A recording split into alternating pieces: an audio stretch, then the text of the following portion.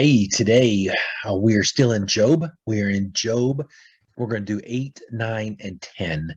And in chapter 8, we get introduced to the second friend that is hanging out with Job, and his name is Bildad. Bildad is a lot different than Eliphaz. Eliphaz was patient, was trying to be comforting. Bildad, we don't see that. So let's go ahead and begin reading in chapter 8 from the contemporary English version.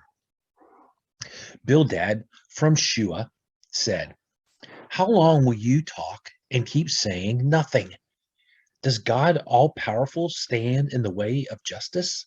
He made your children pay for their sins. So why don't you turn to him and start living right? Then he will decide to rescue and restore you to your place of honor. Your future will be brighter by far than your past. Our ancestors were wise, so I learned from them. Our time, our own time has been short, like a fading shadow, and we know very little, but they will instruct you with great understanding. Papyrus reeds grow healthy only in a swamp, and if the water dries up, they die sooner than grass. Such is the hopeless future of all who turn from God and trust in something as frail as a spider's web. They take hold and fall because it's so flimsy. Sinful people are like plants with spreading roots and plenty of sun and water. They wrap their roots tightly around rocks, but once they are pulled up, they have no more place. Their life slips away, and other plants grow there. We know God doesn't reject an innocent person or help a sinner, and so he will make you happy and give you something to smile about. But your evil enemies will be put to shame and disappear forever." Job said, "What you say is true. No human is innocent in the sight of God. Not once in 1,000 times could we win our case if we took him to court. God is wise and powerful. Who could possibly oppose him and win? When God becomes angry, he can move mountains before they even know it.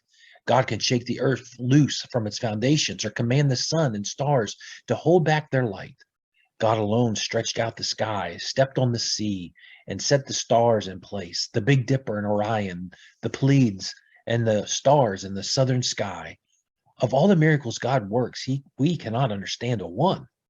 God walks right past me without making a sound, and if he grabs something, who can stop him or raise a question? When God showed his anger, the servants of the sea monster fell at his feet. How then could I possibly argue my case with God? Even though I am innocent, can only beg for mercy. And if God came into court when I called him, he would not hear my case. He would strike me with a storm and increase my injuries for no reason at all. Before I could get my breath, my miseries would multiply. God is much stronger than I am, and who would call me into court to give me justice? Even if I were innocent, God would prove me wrong. I am not guilty, but I no longer care what happens to me. What difference does it make? God destroys the innocent along with the guilty. When a good person dies a sudden death, God sits back and laughs. And who else but God blindfolds the judges, then lets the wicked take over the earth? My life is speeding by without a hope of happiness. Each day passes swifter than a sailing ship or an eagle swooping down. Sometimes I try to be cheerful and to stop complaining, but my sufferings frighten me because I know that God still considers me guilty. So what's the use of trying to prove my innocence? Even if I wash myself with the strongest soap, God would throw me into a pit of stinking slime, leaving me disgusting to my clothes. God is a mere human like me. I can't put him on trial. So could possibly judge between the two of us? Can someone snatch away the stick God carries to frighten me? Then I could speak up without fear of him. But for now, I cannot speak. I am sick of life, and from my deep despair, I complain to you, my God. Don't just condemn me, point out my sin. Why do you take such delight in destroying those who you created and in smiling on sinners? Do you look at things the way we humans do? Is your life as short as ours? Is that why you are so quick to find fault with me? You know I am innocent, but who can defend me against you? Will you now destroy someone you created? Remember that you molded me like a piece of clay. So don't turn me back into dust once again. As cheese is made from milk, you created my body from a tiny drop. Then you tied my bones together with muscles and covered them with flesh and skin. You, the source of my life, showered me with kindness and watched over me. You have not explained all of your mysteries, but you catch and punish me each time I sin. Guilty or innocent, I am condemned and ashamed because of my troubles. No matter how hard I try, you keep hunting me down like a powerful lion. You never stop accusing me. You become furious and attack over and over again. Why did you let me be born? I would rather have died before birth and been carried to the grave without ever breathing. I have only a few days left. Why don't you leave me alone? Let me find some relief before I travel to the land of darkness and despair, the place of no return. Wow, we see Job just being miserable. Bildad is a lot different than Eliphaz. Bildad is blunt.